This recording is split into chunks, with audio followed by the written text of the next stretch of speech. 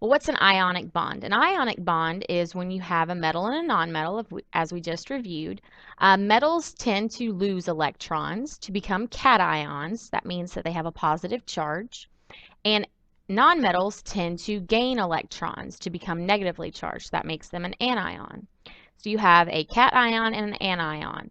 And the attraction between those opposite charges is what actually gives you the bond between metals and nonmetals. That opposite charge, opposites attract, is what gives you the bond itself.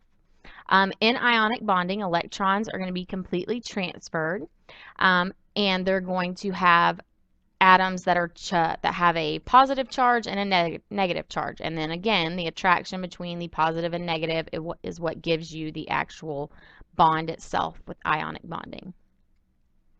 Uh, all the elements on the periodic table, they have a pattern for how they're going to form ions. And it goes like this. 1 plus 2 plus 3 plus skip, 3 minus 2 minus 1 minus zip.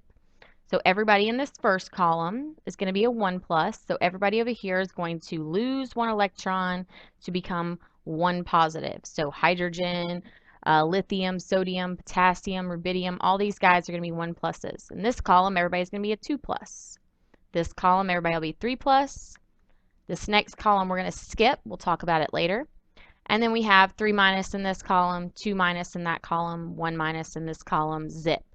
Okay, so we're going to have our positive ions over here. That's going to be our metals, are going to combine with our negative ions over here. That's going to be our nonmetals, and that's what gets us ionic bonding.